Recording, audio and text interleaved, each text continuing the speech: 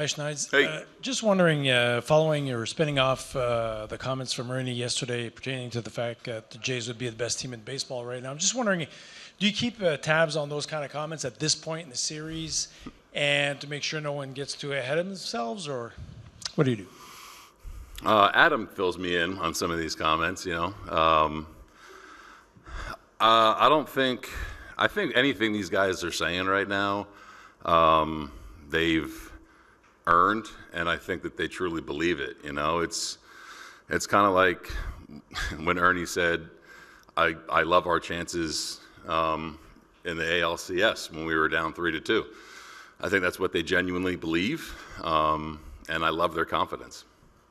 On the back right, Bill. How's George Springer, and what has he done the last 2 days to get back on the field? George is feeling better. He's hitting the cage today. You guys probably saw him running outside.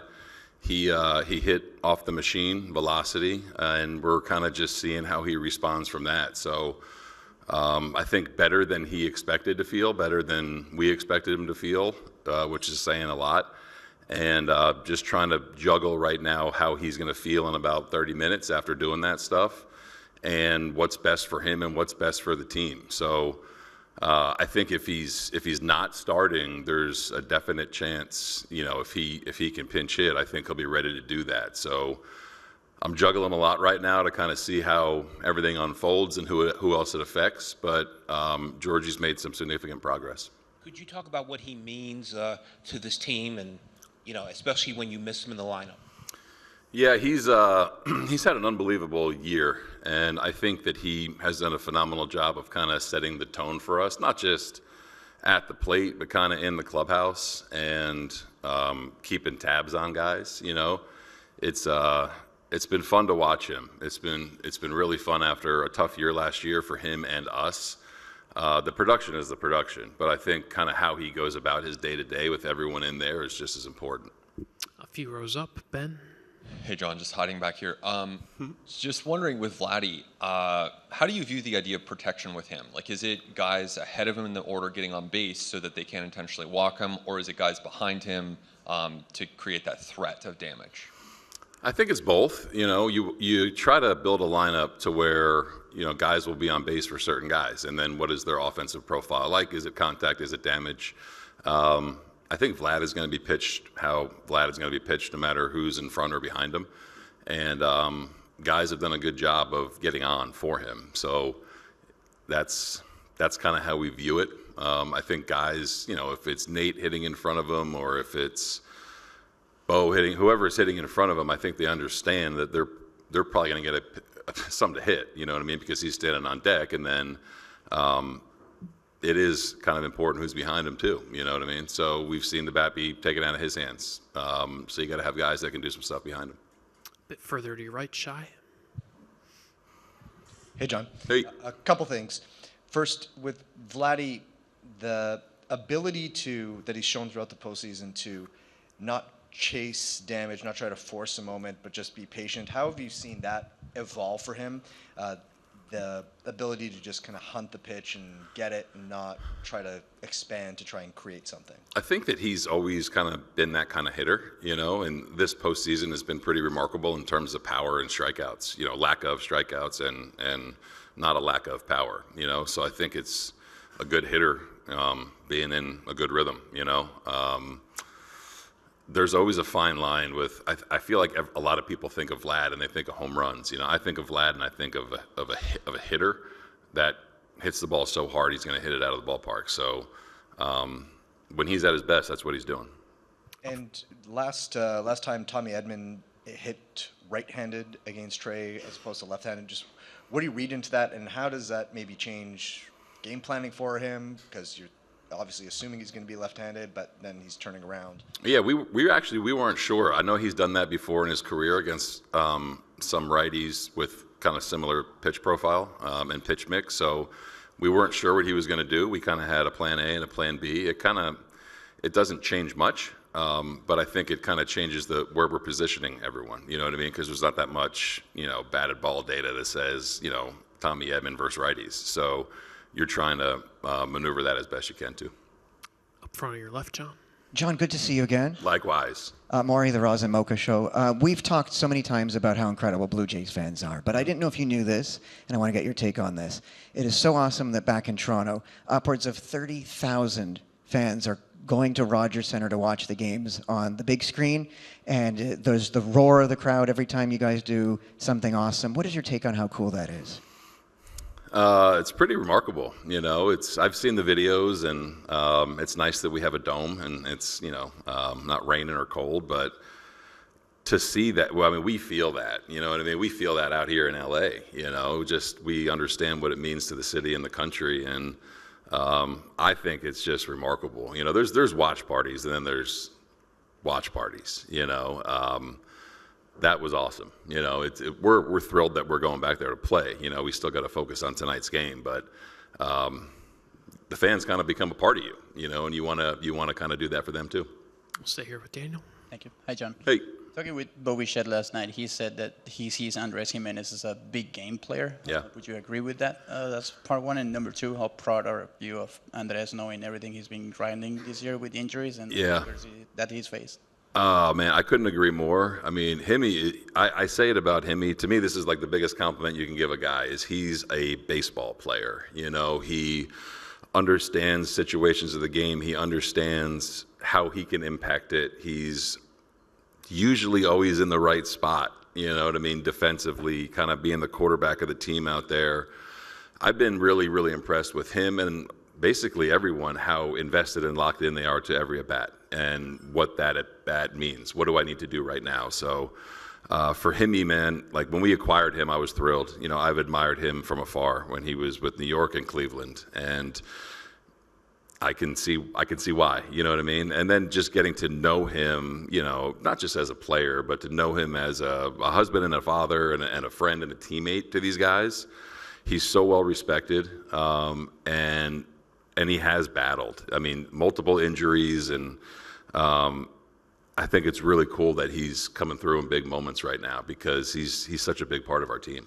The at-bat, like the one he had yesterday with the RBI, would you say that maybe that has been overlooked or overrated? Yeah, I mean, well, overrated, I mean. Not for me. I mean, I think people go to Vlad's homer as last night's game, right? But that's a part of the game. It's a big swing. And then those games are usually won kind of in the trenches right there when you get a tough reliever coming in and you got to kind of scratch and claw. So it was, to me, underrated at bat, him and Ernie hitting the double off Ohtani to kind of get that inning going in the right direction. Mike in the fifth row on your right, John. Morning, John. Hey, Mike. Last night, one of our camera guys saw George moving around in the dugout, getting a helmet on. Was he going to run for Bo in the ninth inning if Bo had gotten on? There was a scenario, he was going to run depending on kind of how many outs or I think Vlad led that inning off with a single. He was available to run, but just wanted to make sure it was the right time and did I want to take Bo out? How important was that run? But he was ready to go. And just, I know that he's not going to start tonight, but I want to ask you about Nate.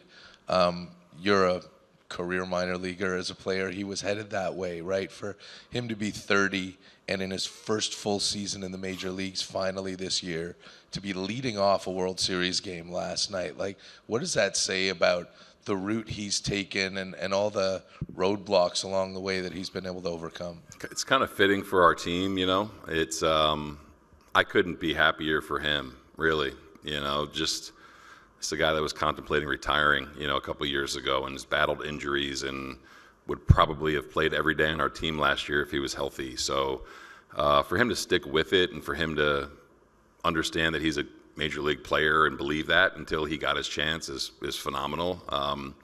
He's like so many of our guys where you just trust the human, and you trust it. I'm sure there's some anxiousness and anxiety and excitement that goes into all these games, but they do a really good job of hiding it, and just I couldn't be happier for him. I hated when he fouled the ball off his knee in the previous series because it's, he's waited his whole life to get here. So it's going to be, it was going to be tough to take him out of that game, but I'm thrilled for him because he's paid his dues. We'll stay in the same row with Gabe. Hey, John. Hey. Way back when he started against the Yankees, everybody kind of freaked out like, oh, this is only Trey's fourth major league start period. Now it seems almost normal in a sense. Like, has he just folded into what you guys do, and is it just, hey, it's his turn, give him the ball and get out of the way? Yeah, I think it probably took him a time through the rotation to kind of feel comfortable and to kind of get acclimated to the major leagues and conversations with veteran pitchers and veteran players. But I think we've done a really good job of creating that environment for people to come in, whether it's Trey or whether it's guys at the trade deadline or guys coming up from the minor leagues. So he's been awesome. He's really kind of fit in, and I think that very quickly earned the respect of everyone on the team. Does it seem like he's a little less wide-eyed from that afternoon he went out to face the Yankees to now? Yeah, I didn't think he was very wide-eyed then. I didn't think he was very wide-eyed in his major league debut, albeit at a minor league stadium. But I think that he's gotten better with kind of the flow of everything, the prep, the adjustments you have to make. He's been impressive with whether it's talking to you guys or out there on the mound competing. He's got a very good headspace.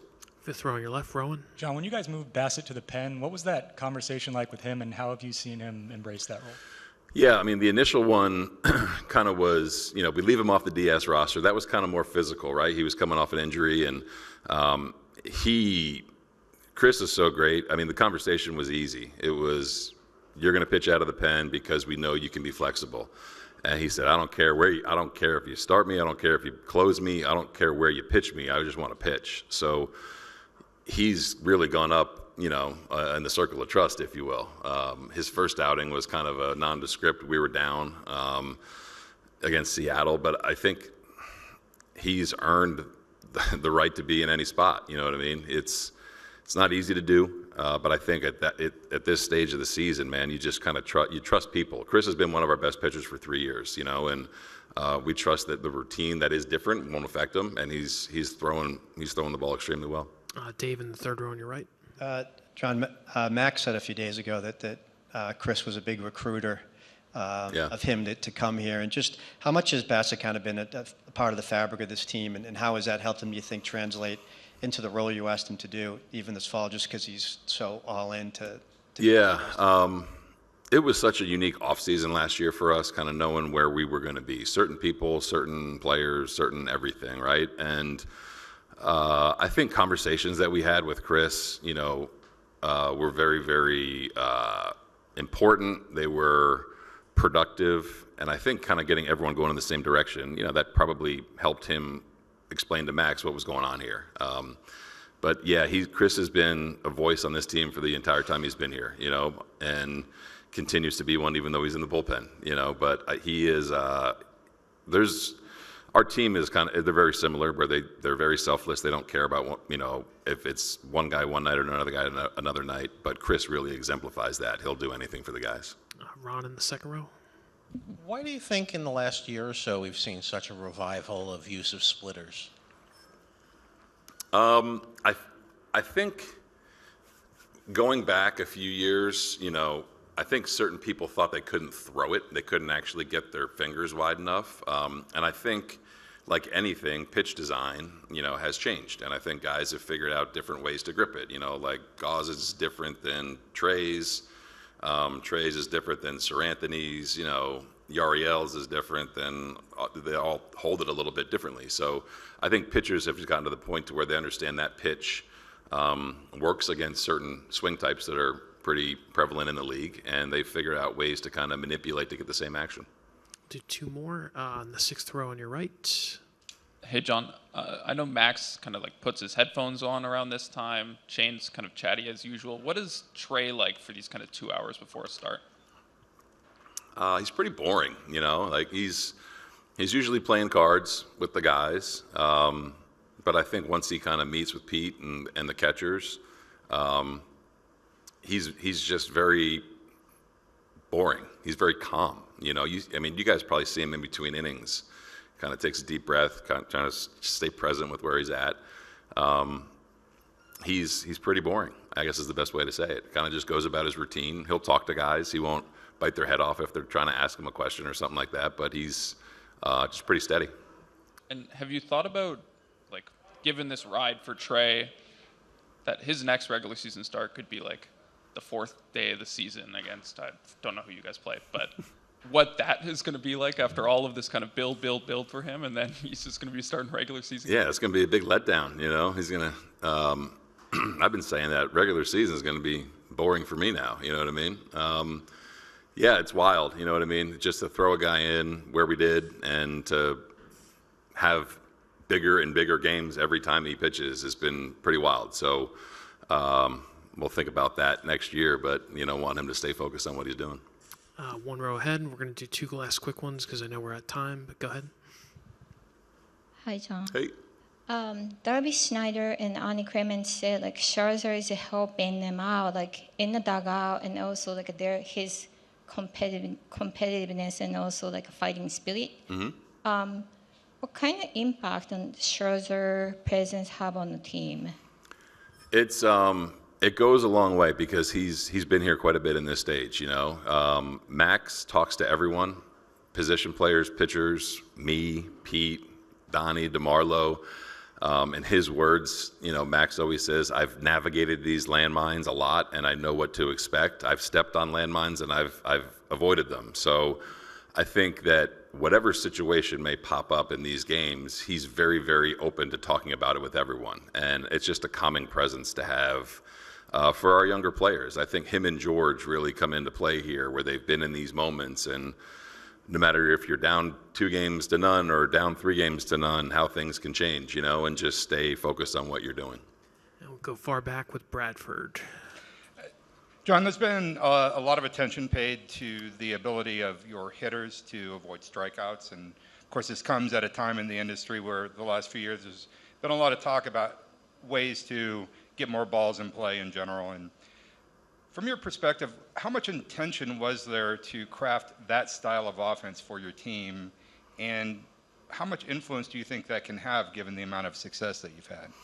Yeah, we tried to thread the needle a little bit with that, going from last year to this year, understanding that our main guys make a lot of contact. Bo, Vlad, Kirky, George, there's guys with different profiles. So we leaned into it a little bit, and I think at the same time, you don't want to I always call it just playing ping pong, you know what I mean? I think last year was pretty similar in terms of contact rate, maybe a little bit lower, but last year we talked about kind of doing a little bit more damage and what kind of quality of contact are we going to have. So threading the needle, I think, and Pop and Lou and Hunter have been instrumental in it. It's kind of like we say it all the time, what club do you take out of your bag? You know what I mean? I think last year we had a lot of guys just hanging out with a 7-iron the entire time, you know what I mean? So when to use that, when to use a driver, and knowing that they can make contact is kind of a little safety net for them. So in terms of how baseball goes forward, to me, pitching is so good these days with the stuff and the velo, everything. You have to be able to put the ball in play. You have to put pressure on the defense and the pitcher. So I like that we can do it in a variety of ways. All right, John, thanks so much. Best of luck tonight. Appreciate it.